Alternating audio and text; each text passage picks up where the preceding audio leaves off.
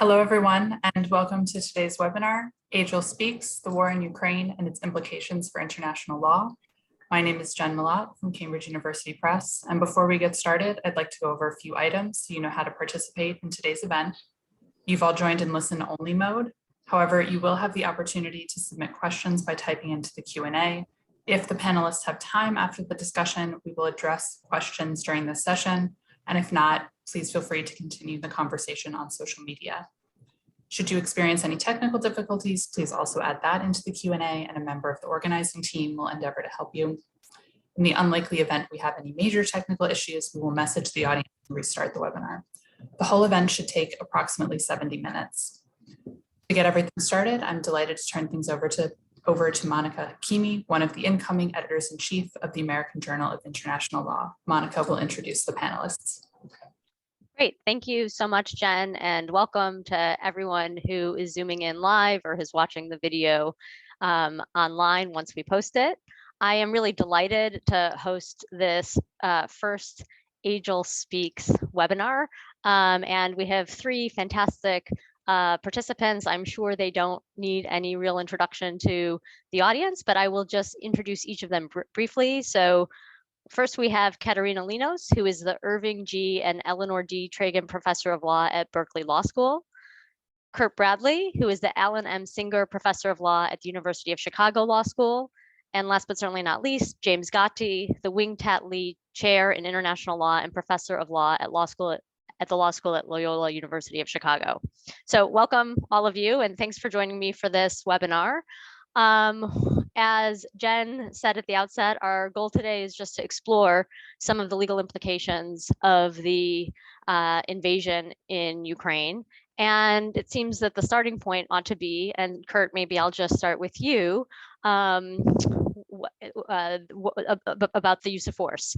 So the invasion is widely perceived to be a violation of the UN Charter provisions and customary international law on the use of force.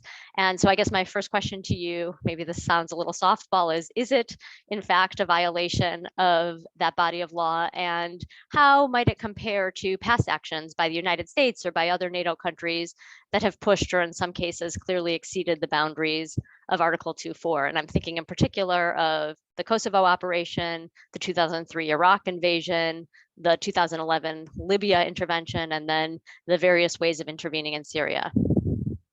Great, and thank you, Monica. So I'm happy to start with easier questions, although the second part of your question gets a little bit more challenging. But I think it's useful, even though I think most people are in agreement on the first part of the question, just to go through quickly why Russia's invasion of Ukraine is quite a blatant violation of international law, and almost all international lawyers have reached this conclusion. Article 2.4 of the UN Charter, to which Russia and essentially all countries are a party to the Charter, outlaws the use of force against the territorial integrity or political independence of another state. Ukraine is a state. Russia has invaded with military force. It appears to clearly violate Article 2.4. The only allowances in the Charter for force would be either in self-defense in response to an armed attack, or if the use of force were authorized by the UN Security Council, and neither is the case here. Russia obviously was not subjected to any armed attack. There are people who think, as a matter of custom, that you can respond to an imminent attack as opposed to one that's already occurred, but there's no evidence of an imminent attack on Russia either. And of course, there's no UN Security Council authorization for what Russia is doing. In fact, most members of the council have recently condemned it as quite illegal. Russia has made some half-hearted arguments to try to suggest it would be legal, but none of them are even plausible, in my opinion, and in most people's opinion. They have tried to say they're recognizing the separatist regions of Ukraine and then coming to their defense, but the rest of the world doesn't recognize those regions as separate states, nor is the use of force here in any way necessary and proportional to that argument, which would be required under international law. Russia also seemed to suggest at one point, and ended up triggering a case against them in the International Court of Justice, that somehow there was genocide occurring and that they were intervening to try to stop that in the separatist regions. There's no evidence of genocide, as the International Court of Justice recently discussed in a preliminary opinion, nor is there any real international law right to go in under those circumstances anyway, although sort of gets at the second part of what Monica was asking about, some past uses of force, sometimes perhaps along those lines. And the last thing Russia has suggested is they just feel generally threatened by NATO and Ukraine's drift towards the West, but there's clearly no international right to invade a country because of a general feeling of threat. Even under the most expansive notions of imminent attack, that would not qualify. So it's a clear violation of the UN Charter, a fundamental breach of international law, and many international institutions have already reached this conclusion, including the UN General Assembly. So that's the easy question. It's hard really, I think, to make any credible arguments the other way. The harder part of the question is, and Putin did advert to this in some of his communications, which is maybe other states and maybe NATO in the past have also breached Article 2.4 of the UN Charter.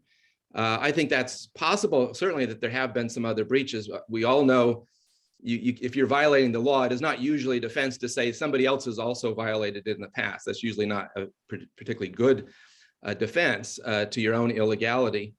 I would also note that whatever past breaches there have been doesn't seem to have weakened the international response, thankfully, to what Russia has done. It's unprecedentedly coordinated and in condemning and responding to the invasion. So whatever we think about the past actions, it doesn't seem to have weakened the sense around the world that this is an illegal act. And I think some of that has to do with the fact that, like a lot of international law, the enforcement ends up happening kind of informally by nations coordinating together rather than through some central institution. And that means to some extent, the judge of this is the international community. And the international community quite clearly thinks this is a blatantly illegal act, regardless of what might have happened by some countries in the past. And I think they, understandably, I think the international community treats different events differently. That is, each is contextual. And so to take maybe an easy example, the NATO operation in 1999 in Kosovo, designed to stop the slaughter of the Albanian Kosovars, looks differently, and it ought to look differently than invading a neighboring country to try to annex part of its territory and overthrow its democratic government. Maybe both are breaches of the charter, but it wouldn't necessarily be the case that the Kosovo precedent should stop us from condemning the Russian invasion of a neighboring country. I think the Iraq invasion, of course, is the harder case. 2003, the US and other countries do most likely violate the charter. The US argued that there was Security Council authorization, but it was a pretty weak argument in my view. Even there, one could make distinctions, it strikes me. I was not aiming to annex part of the country. So the Saddam Hussein regime, I think, had been in violation of something like 17 Security Council resolutions, had clearly not cooperated with weapons inspectors. So it may have been illegal, and in fact, I'm not at all a supporter of what happened, but you wouldn't necessarily equate it with invading a neighboring country to try to annex it in the current. And there's, so take one more example. Syria, 2017, there was some bombing because of their use of chemical weapons against their population. Again, maybe a violation of the charter, but it wouldn't necessarily stop us from thinking we ought to clearly condemn what's been happening in Ukraine. And the final example I think you gave, Monica, was Libya, but I would note in 2011, the Security Council did authorize some use of force in Libya. Clearly not the case here. So I think each example has to be thought about on its own terms.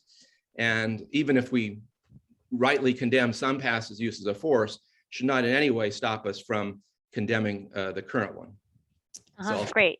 Okay, great. Thank you. And James, maybe I could just turn to you then and ask the question, first of all, whether you agree with Curt's assessment of the law as applied in this context and the distinctions that he drew between this operation and the previous ones. But then to put a slightly different question to you, what do you think about what the invasion portends, going forward for the continued relevance of Article 2.4? One of the things that I've noticed in a lot of the commentary on the invasion is a persistent reminder, at least to Western audiences, that for certain segments outside of the United States, and in particular, even if you look at the General Assembly resolution that came down condemning the operation, many states outside of what might be say global North, industrialized West, however you might want to characterize it, did not actually come out and affirmatively condemn the violation. And the reminder is that the West might not have as much support for what it's doing in response as its sort of leaders like to convey. So I guess my question is, do you agree with Curt's overall take, and what do you think we can learn from the invasion, given sort of the disparate responses that we have seen in different parts of the world about the continued relevance of the Article 2.4 prohibition going forward? Well, thanks, Monica, for that question and for inviting me to be part of this conversation. I think I largely agree with Curt. I think I sort of think I'll go a little further back in terms of violations of Article 2, paragraph 4 than he did, just to give some context of from where I sit, how I think about the relevance of Article 2, paragraph 4, and just since we are an American Journal of International Law panel, I just want to note this is one of the most enduring questions on the pages of the journal, as I will be noting. So I think from my perspective, and I don't want to speak for quote unquote the rest of the world, my view of Article 2, paragraph 4 is informed by the fact that I see international law both as a locus of oppression and a constant promise for overcoming this oppression.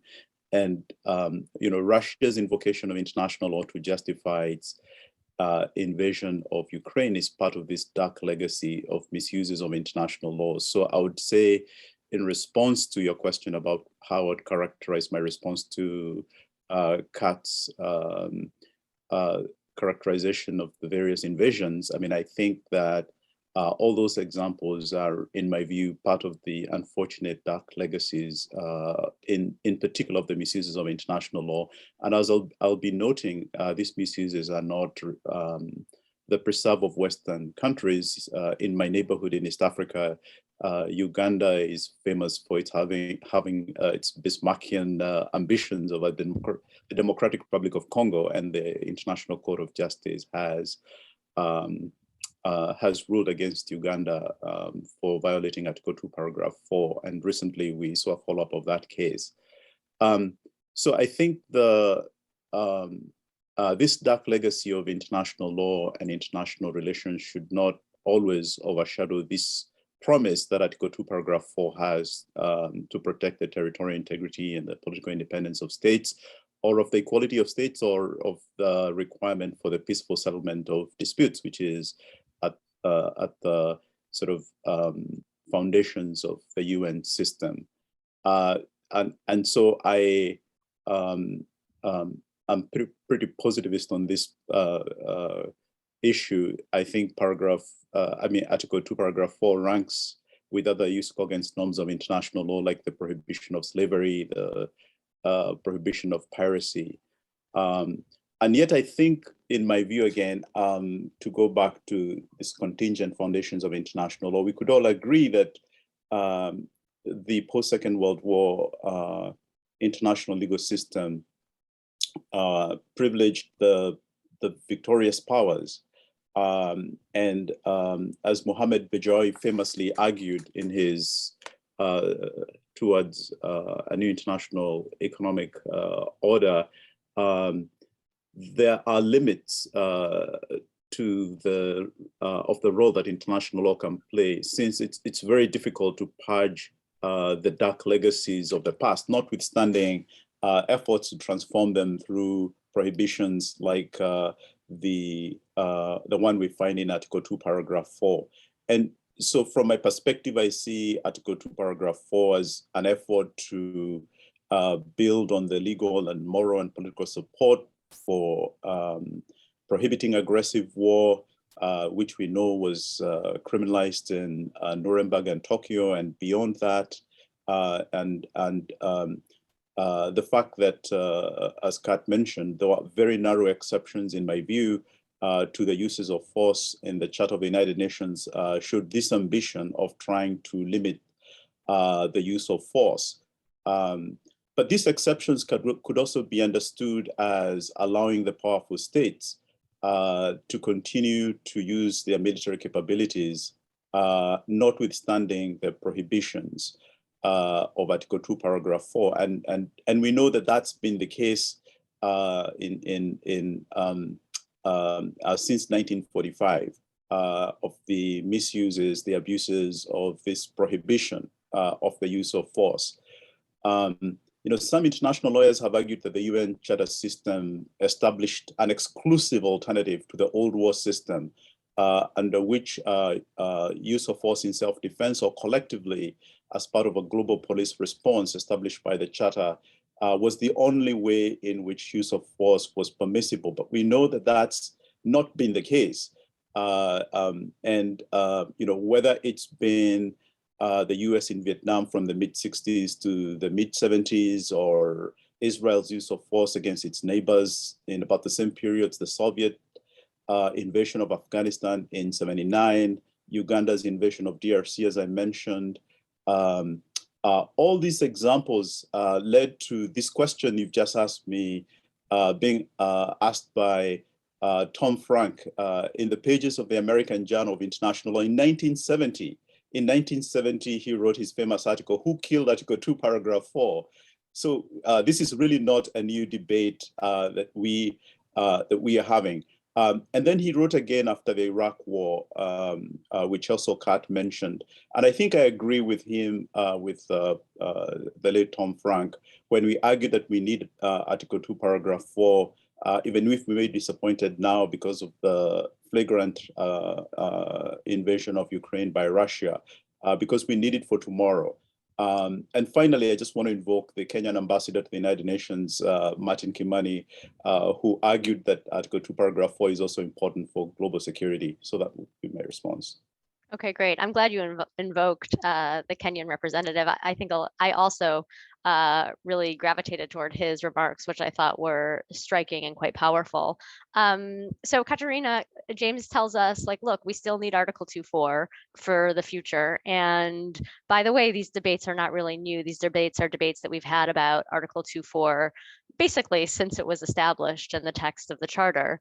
And so maybe I could ask you what you think the sort of European perspective might be, or how this particular invasion might have affected European national policies and perceptions regarding the continued relevance of Article 2.4, or perhaps more pointedly, NATO membership and European integration more generally, and how those relate to one another. Thank you so much, Monica. And thank you all for coming to this panel today. I was looking through the list of participants, and it is quite a distinguished group. I grew up in Greece, so on the very eastern flank of Europe, and much of my work since has focused on Europe and European integration. And my short answer is that there's nothing that concentrates the mind and bridges cleavages like a Russian invasion. So in very recent memory, kind of the breakup of Yugoslavia, for Greece, the partition of Cyprus, and for all of Eastern Europe, Chernobyl and its aftermath are very live issues. And we're seeing this in the responses across the continent. So a number of countries led by Ukraine have applied for EU membership. That's unlikely to happen, but a lot else is likely to change. So commitments to NATO funding, once debated, are very likely to increase, have already increased. Cleavages in Germany between the Greens and the Conservatives on where the money should go and what we should do on energy are being healed. And the most interesting part to me is what's happening on European integration. So Chicago Mayor Rahm Emanuel, as well as one of the big heroes of European integration, Jean Monnet, said you don't waste a crisis. And that's exactly how the European Commission has thought of past crises and is thinking about this one. So when Europe had the financial crisis, there was a lot of talk about how it would be crazy for sensible Germans to subsidize profligate Greeks, but that happened about 10 years later, and EU is a big player in the bond market now, which it was not before. Common energy policy is something that was never really on the table, but that's exactly what the Europeans are proposing right now to change the whole energy network. What Europeans have is a lot of ability to harmonize laws and to make their laws very, very attractive to neighboring states, especially on trade. They don't have a lot of money. So the federal budget in the US is many times bigger than the EU budget. And we see this in the amounts committed to Ukraine. So the Europeans said, we're going to give 500 million in aid, which is more than 10 times smaller than what the US federal government has promised. And the Europeans, as in EU, have no military assistance at all to offer, no real integrated policy there. But what they can offer and will offer is very favorable trade deals.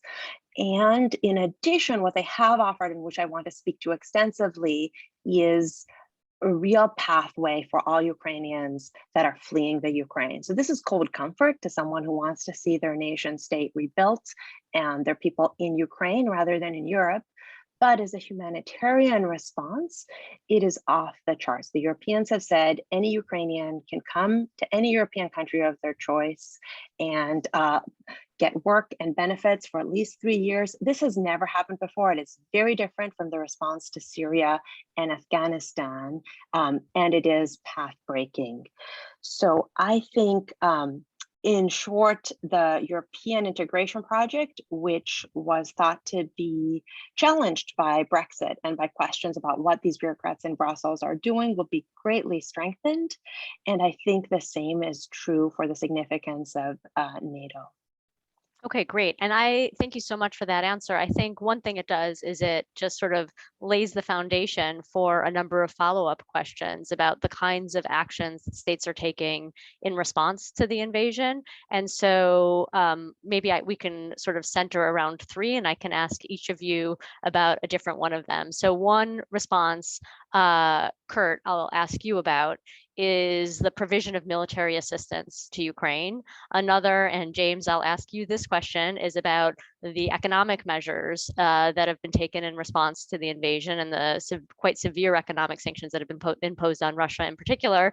And then Katerina, I'll come back to you and I'll ask you about the response on the refugee front and the ways in which Europe in particular have responded to the refugee crisis that has arisen as a result of the invasion. So Curt, back to you about the provision of military assistance to Ukraine. I guess one question here would be, does the provision of such assistance make the countries that are providing it a party to the armed conflict with Russia? I know that's a question that's sort of been circulated, talked about a little bit online. And if it does, sort of what consequences follow? So what's at stake in the determination that the provision of military support would turn these countries into co-belligerents? Sure, thank you. Now, before I answer that question, one thought occurred to me when James was usefully giving us sort of more big picture remarks about the longer history of this, is just to kind of remember that the UN Charter security system was built in part on the hope, at least, that the UN Security Council security mechanism would be more functional than it is. And the Cold War really showed us that was not the case. We had a brief moment where we thought it might be more the case at the end of the Cold War. I actually think one of the best precedents analogs is for what's happening now is Iraq's invasion of Kuwait in 1990. And we had the Security Council come together and actually authorize nations to expel Iraq, but it was a rare moment in time. And obviously it's not possible. Russia has a veto, among other things, on the council. And so we really are living in a world of collective security that's not running the way the charter was fully set up to have it run. And that sort of relates to the question of providing military assistance. So in terms of the law on that, given that Ukraine is defending itself and has a right of self-defense, it certainly has the right to request assistance under international law in that defense. And that would obviously include provision of armaments. It could actually include more. It is lawful under international law for nations to more directly provide troops, air cover and the like to assist Ukraine. Of course, it would very much like that to happen.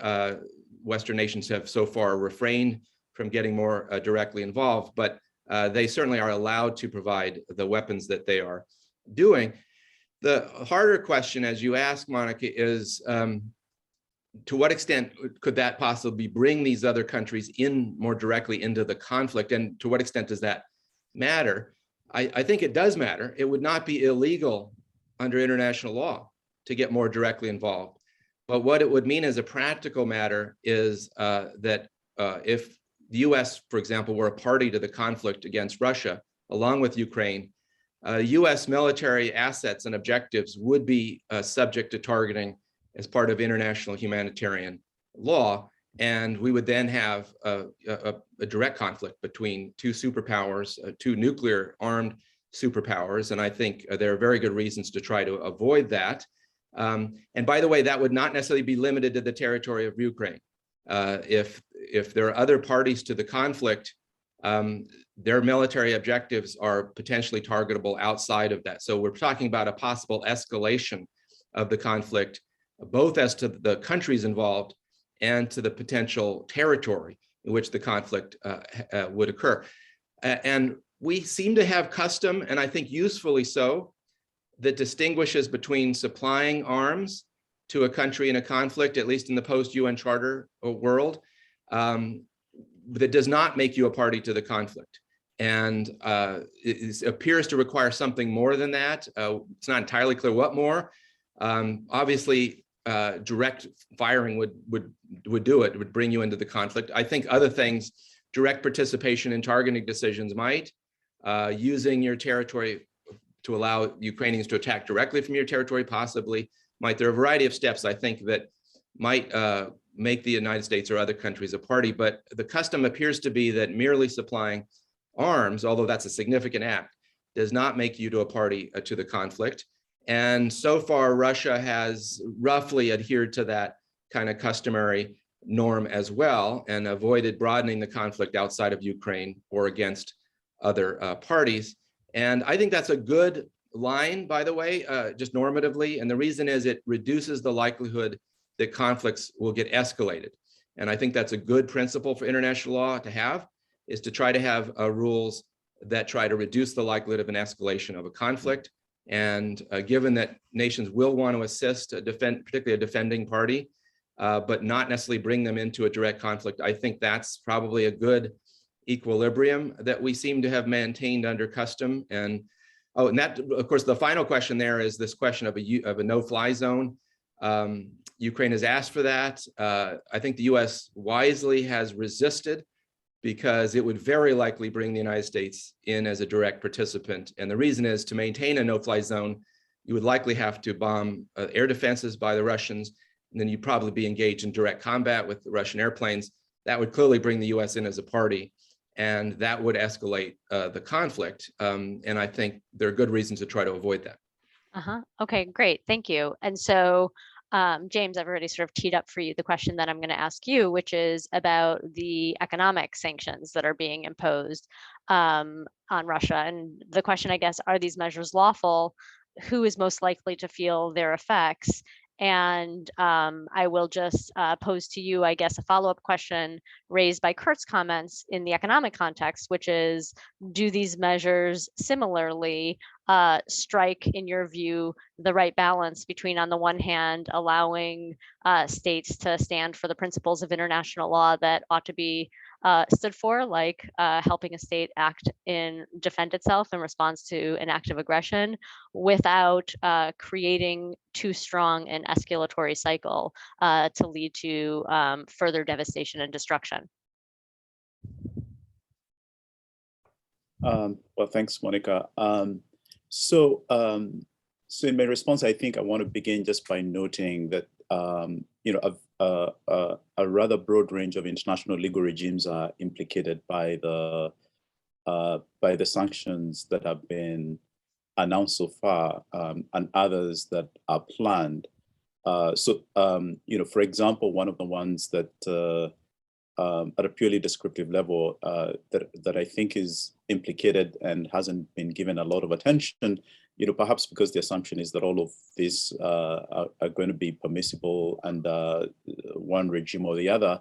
The IMF Articles of Agreement, whose goal is to promote exchange stability and assistance in the establishment of a multilateral system of payments, is certainly implicated by the very stringent measures that have been taken to limit flows of current payments, the prohibitions placed on various financial institutions on US dollar-denominated international payments, the cutoff from the SWIFT, the financial messaging hub critical to the global financial markets, the barring of transactions with Russia's central bank, the Bank of International Settlements, whose transactions have been cut off to cripple the Russian central bank and its engagement with partners, institutions throughout the world. Another regime that is, of course, implicated is the World Trade Organization, and here it's noteworthy that there's a prior case in the WTO between Russia and Ukraine arising from Russia's prior aggressive war against Ukraine regarding the bans and restrictions to traffic in transit by road and rail from Ukraine across Russia and destined for Central Asia. And the disputes around it, the defense that Russia made in that case around Article 21 of Gathii, and the provision in particular necessary for the protection of its essential security interests. So I think, and that case carefully balanced that interest in essential security interests of a state, but the panel made it clear that the self-judging nature of that provision did not mean that the country invoking it did not have to show good faith in invoking it. In any event, there are several other regimes that are implicated. I think arguably,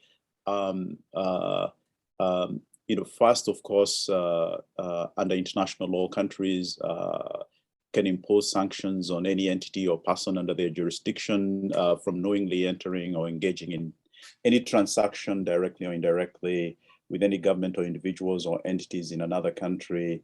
And this may be particularly noteworthy in light of the fact that there's no likelihood, as we've already discussed, of a UN Security Council sanctions regime, because certainly Russia would veto that. Arguably also, I guess, the International Law Commission's draft articles on responsibility of states for internationally wrongful acts can be argued to authorize the use of sanctions as countermeasures to enforce and to preserve the normative integrity of Article 2, Paragraph 4. And here I saw that in the audience is Professor Danai Azaria, who has written on this question of countermeasures, whose article I highly recommend, although it's in the context of the WTO.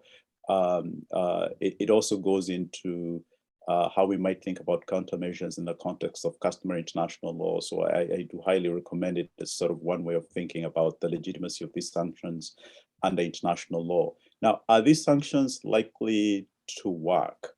I think that's a different question. And here I am very influenced by my colleague in the philosophy department here at Loyola, Joy Gordon, whose book published by Harvard University Press, Invisible War and the Iraq Sanctions. I think she's done some of the most definitive work in this area. And I think her work shows, and she's actually also has a recent blog post in the ethics journal, in which she's on the editorial board.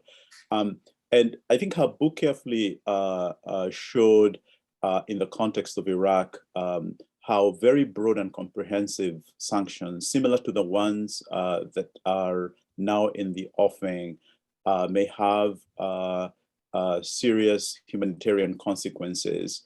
I think the context in Iraq might be different because Iraq had fast sustained bombings and as a result of the invasion. But the sanctions made it impossible for Iraq to rebuild and to repair its infrastructure. The sanctions led to terrible and widespread malnutrition, epidemics of cholera and typhoid. And those sanctions are well known for the adverse humanitarian impact. So I think, as sort of a first point in response to you, I think we should be sort of paying attention to whether these sanctions might have serious humanitarian consequences. Now, it seems that the effort in the 2000s to have more targeted sanctions like arms embargoes and travel restrictions and asset freezes that were more individualized have been abandoned in this case. And so, that's another sort of question. Another question is regarding, whether we have any evidence at all about the likelihood of these sanctions working. And of course, we've had debates about this in the context of North Korea or Cuba, or even many other places where such widespread sanctions have been used, where the sanctioned governments have more often than not used these sanctions to rally against the sanctions. So, I think, there are many questions out there regarding the efficacy of these sanctions. I think they are really justified as a moral imperative in response to the aggression by Russia. But I think they also raise serious questions about their efficacy. Okay, great, thank you. And so, or not great, but great answer. Thank you for offering it. And I think it sort of tees up the humanitarian, one angle of the humanitarian crisis that we are likely to confront, even for those who are outside the conflict zone. And Katerina, so maybe I could ask you about a humanitarian response, which is the response of trying to welcome refugees to a different degree than we had seen, I would say, maybe in previous situations. And I'm thinking in particular of the Syria refugee crisis in the recent past. And so perhaps you could talk a little bit about what the response has been on that dimension and how it does compare, if at all, to the responses that we've seen to other refugee crises like the Syria one. Thank you, Monica. So the response to Ukrainian refugees is unprecedented in the recent past. It is very different from the response to Syrian and Afghani refugees who reached Europe. So the 1951 Refugee Convention and protocol and international custom create a right of refugees not to be turned back to danger, non-refoulement, but there is no corresponding duty on states to take them in. And what this means in practice is that as recently as last year, almost 9 out of 10 refugees were hosted by a developing state. So in 2018 and 2019, the UN came together to pull two separate protocols because migrants and refugees are still understood as very different populations legally, the Global Compact on Migration and the Global Compact on Refugees, where the goal was to see how we could help increase the responsibility of richer states, the responsibility of states that had contributed to the formation of conflicts, to subsequent refugee aid. A number of AJIL members, including Tendaya Chiume, Jairam Nogales, Elena Chachko, and many others came together at Berkeley and were pulling together a special issue on sharing responsibility for refugees, but we're updating everything. We're all adding postscripts and other amendments in light of what's happening in Ukraine and in light of Afghanistan and Venezuela as well. So in a sense, it's good news. We had created these scales, what the legal response was, how much money was committed, whether the agreements were binding or non-binding. And unfortunately, President Trump's agreements with Northern Triangle countries were just off the scales in the conservative direction, so threatening to withdraw US aid unless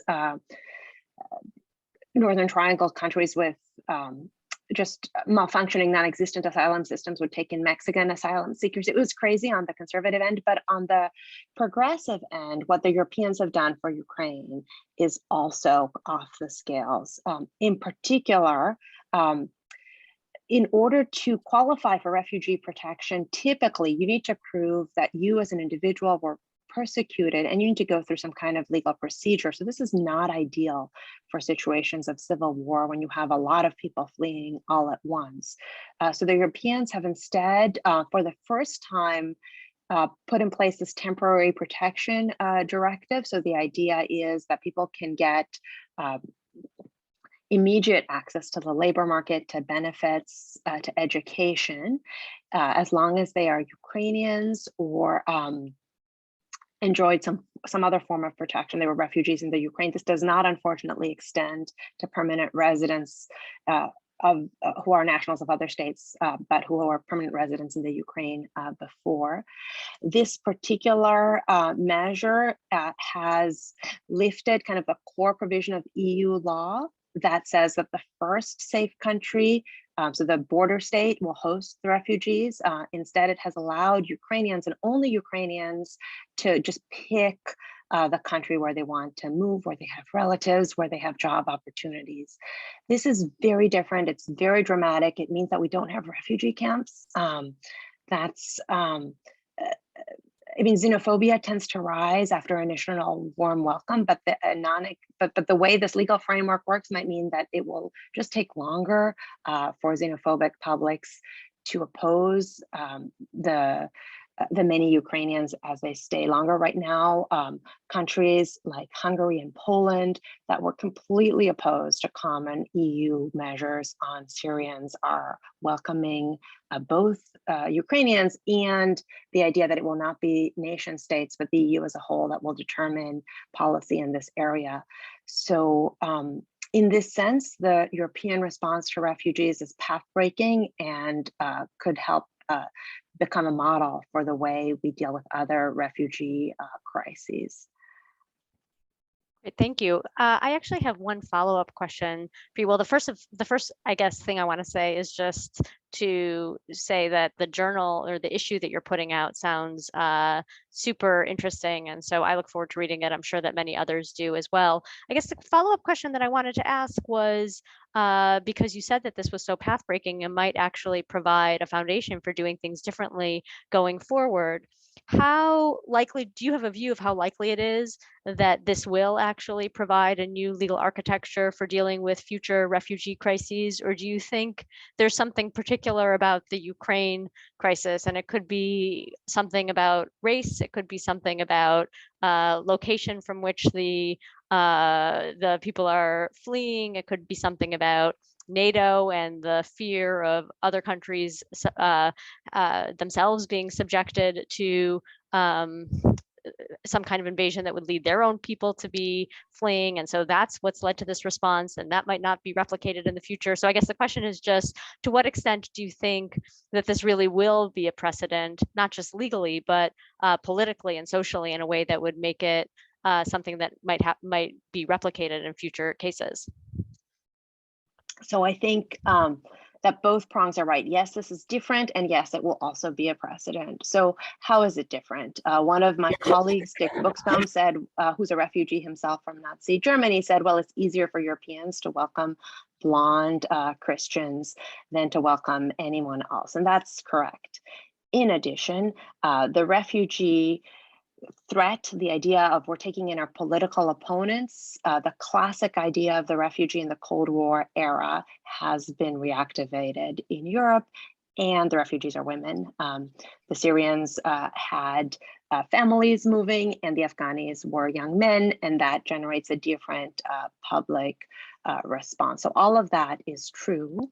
That said, the reason I'm optimistic is because we have seen similar efforts in the past, and we're seeing a lot of movement as well in response to two other crises. So I think the US response to Indo-Chinese refugees involved similar coordination, where we said, we need to make sure we take in a lot of people. We need to make sure we coordinate with our allies so they take in a lot of people. We're going to put a lot of money on the table, and we're going to work on this not as a country by country solution, but as a regional solution. That is another useful precedent. I think that ideas that Tendai Achuma and others have put in their writing, like, look, you broke it and now you need to fix it, are also influencing policymaking. I think our response to Afghanistan and the bipartisan support there is for taking some responsibility for people who helped us and might not qualify as refugees, but there are some important measures there. And also our response to Venezuela is really critical. Our ability to cooperate with the government of Colombia and with other governments to provide a lot of funding for something that might not meet kind of, again, the classic refugee definition that has migration elements that involves millions of people rather than just a trickle, I think gives me reason for optimism that this model of sharing responsibility for people who must flee danger and persecution among a broad range of countries is something that we can perhaps hope for more now than we had in the past. Okay, great, thank you. It's always nice to hear a note of optimism in a situation that seems so dire and awful. And is, I think, so dire and awful in so many respects. And so I'm cognizant of the time and want to ask just, I guess, one last question to all three of you, and maybe to switch things up a little bit. James, I'll start with you on this question. And the question is about basically the intersection between another common theme in international legal scholarship, the relationship between law and politics, and power politics in particular. So I'd just be curious, and I think our viewers might be curious in hearing what the invasion suggests for how power is used on the international stage. So which states can meaningfully actually project power on the international stage, whether to sustain or to disrupt the status quo without themselves incurring serious costs. And I guess I would include in that, since you raised this earlier, whatever costs might be carried by or incumbent in international law itself. So it's a sort of meta question that you might tackle from any number of angles. But the question is just like, so could you opine a little bit on how you see this invasion in the context of the exercise of power on the international stage? Yeah, so thanks, Monica, for that question. So I mean, in response, I would say there are at least 4 ways in which I have seen the discussion on the relationship between law and politics, or international law and politics, playing out in this latest invasion.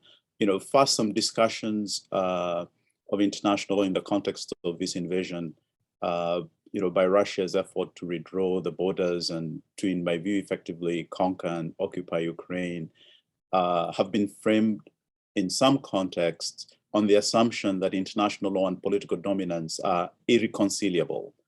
And here the premise is that international law, of course, guarantees sovereign equality, prohibits the use of force, requires peaceful dispute settlement, and that therefore international law constrains or should constrain the power politics. Another way that we might think of this relationship between international and political dominance is to reveal the ways in which international law itself is instrumental to and is shaped by power. But even this view of international law as a handmaiden of the powerful may be inadequate, although it might reveal something about this relationship. Yet a third way has been to think of international law as providing states with justificatory resources that states regularly use to argue with each other. And I think your work, Monica, with Ian Hard sort of, in my view, falls in that tradition. Another way, going back to the pages of the American Journal of International Law, that we might think about this relationship is going back to Detlef Vatt's article in 2001, Hegemonic International Law, where he argued that there's some states that can project their power in international relations without incurring substantial risk of serious costs. And that is what he called hegemonic international law. And, thinking, more closely about this view from the pages of the journal, from a longer historical view, Russia's claim that it's undertaking special military operations in Ukraine is not new, not with regard to Russia. We saw that in Crimea and the way it has destabilized its neighbors. And it's also eerily similar. I mean, you could almost say word for word, this idea of special military operations was used by Uganda in the DRC case, in the invasion of Iraq, in the invasion of Afghanistan. I mean, the kind of use of that justification is really really familiar. And after the Vatt's article in 2001, in 2003, Jose Alvarez revisited this hegemonic international law issue, stating in part some of these hegemonic states want to limit the scope of whatever they want to do, either by treaty, they want to avoid being constrained also by customary international law, any other rules of international law. And I would argue that these types of argument, in my view, are very familiar on the pages of the American Journal, but also in American international law more generally. From, if you read the earliest editions of the journal, from justifying US's invasion and subsequent occupation of Haiti from 1915 to 1934, or if you recall Anthony Angi's gracious lecture in 2010, reminding us about one of the founding editors-in-chief of the journal, who was also Secretary of War from 1899 to 1904, Elihu Root, justifying the invasion of the Philippines using the same logic, and perhaps also adding in that context the benefits of civilization, that would be procured by those invasions. This idea of hegemony in international relations, we also see in a lot of the literature surrounding the invasion of Iraq in 2003, and Jerry Simpson's 2004 book, Great Powers and Outlaw States, is one I'd highly recommend as another way of thinking about this notion of hegemonic international law. And finally, and most relevant, I think, in response, I would say, I think we should look back to September 1979, when the Minister of Foreign Affairs of the Soviet Union wrote to the Secretary General of the United Nations to introduce a resolution in the United Nations on the inadmissibility of the policy of hegemonism in international relations. Now, that resolution did actually pass the United Nations, but it was not because, and this was at the cusp of the invasion of Afghanistan by the Soviet Union. So this is sort of the paradox. But that resolution did not pass because of the Soviet Union. The non-aligned movement in the United Nations took over the passage of that resolution.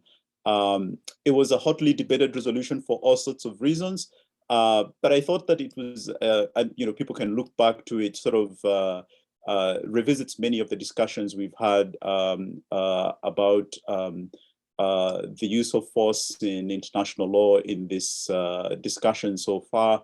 But I think it's really instructive that, again, to make my point, that these debates are not new. I mean, all the points we've been talking about: territorial integrity, political independence, peaceful resolution of disputes, the untold suffering that war comes with war. All those elements are there in the debates around the hegemonism resolution, as well as sort of the reaffirmation of the UN Charter. So in brief, my response is that, again, this is really not a new debate. I think that the Charter system, of course, has been under serious threat, but I don't think that that means that Article 2.4 is not relevant or important, or that it's not a foundational part of the international legal system. Okay, great, thank you. And Katerina, I'll come to you, and then Curt, you can be our bookends. Thank you. Thank you for that. Monica, thank you, James. I completely agree that from the perspective of a small state and alliance like the Group of 77 is the only way forward, and kind of being careful not to anger a hegemon is key, because you'll be otherwise crushed. So I spoke earlier about why I thought small states and larger states in Europe are building stronger alliances, why I think the EU is going to be strengthened, why I think American attention to NATO and to the Atlantic is very likely to increase. I think it's really interesting to see what happens with Russia's alliances. I was hearing yesterday commentary on what the Sudanese are going to do now that Putin is unable to be able to provide them, for example, with arms or with food. So as the American alliance and the Russian alliances kind of focus on that conflict, I think this leaves a lot of space for the Chinese to build their vision of international law in Asia and globally. That's my prediction. And Tom Ginsburg has a really nice new book on authoritarian international law, a really nice article in AJIL talking about what that might look like in private international law, not so different from what we're seeing now, but on public law issues and human rights in particular, the vision is a very different one. And Curt? Great. And so my take on a great question, Monica, is a little bit a different angle. I find, having taught in this area for a long time, that the international lawyers have a tendency, I'm sure I'm like this, kind of overstate the role of international law. It's because what we study, and we often feel it's undervalued. And I think on the other side, a lot of non-international lawyers are hugely skeptical of claims made by international lawyers. And of course, I think the truth lies somewhere in the middle, and I think that's true here as well. So on the one hand, the good news for international law is that I think it has played a significant role in what we've seen as major coordination in lots of the world around aid to Ukraine, condemnations, sanctions, as we've just discussed. And that international law, the sense of clear illegality, has had a big effect on that, and that's a victory for international law. And it also, of course, shapes a lot of the dialogue, including what we're having right now about how to understand the conflict. Having said all of that, I think it's important for international lawyers to be sometimes skeptical about their own subject and to recognize its limitations, partly for its own credibility's sake. And a few thoughts relating to the conflict here. Norms are not enough in the world, unfortunately, in which we live, particularly with the Security Council system that doesn't work the way that was intended to deter major uses of force. And norms are important. We see it significant here, but by the way, norms are not doing most of the work imposing costs on Russia. That includes providing significant deadly armaments to the combatants. And that is imposing costs, I think, unexpectedly high from Russia's perspective. And that will help hopefully deter in the future.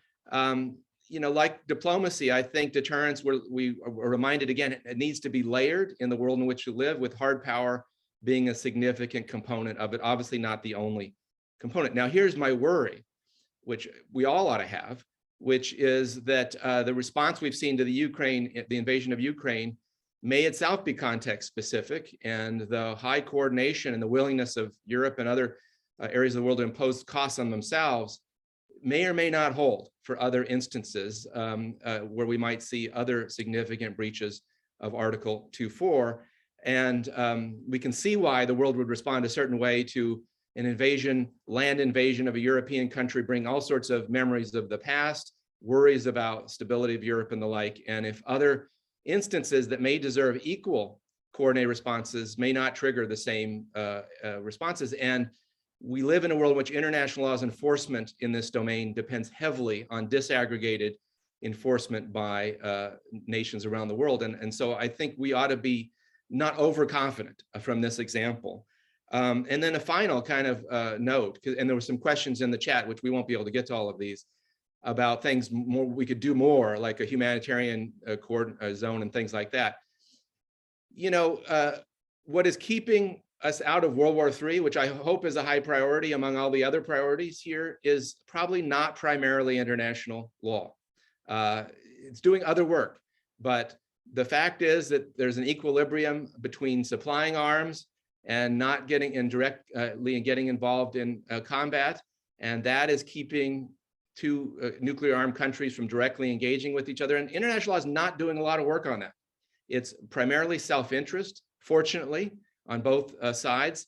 And in my opinion, wise leadership on the US side of avoiding strong pressures to go further. And I wish international law were more a part of that story, but I think we just live in a world in which international law is only part of it, and the rest depends on some of these other factors. So I'll end there.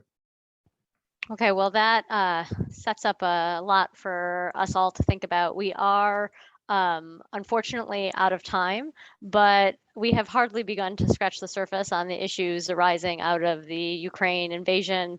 Curt mentioned a number of the questions that we have received, which are excellent, and they go to other dimensions of the situation that we have not even begun to discuss. So Michael Matheson asks about international crimes, the crime of aggression, war crimes, crimes against humanity. There's a question from Yuri Mantia about the ICJ decision and how we analyze the relevance and impact of the ICJ decision. There's a question from Max Solari about, I hope I'm pronouncing all your names correctly, about the R2P, the concept of R2P, and the extent to which actually states are obligated in some sense to step in and take measures in response to what has happened, not only whether they're entitled to do so under certain regulatory structures. So, and there are many, many other questions. There are also other questions in the Q&A, which we won't get to, but I will just use this as an opportunity to flag that we will, on AJIL's part, have an Unbound symposium that will drop in May that is devoted to issues relating to Ukraine. And we have just issued a call for papers for an Agora, which will be published in the October 2022 issue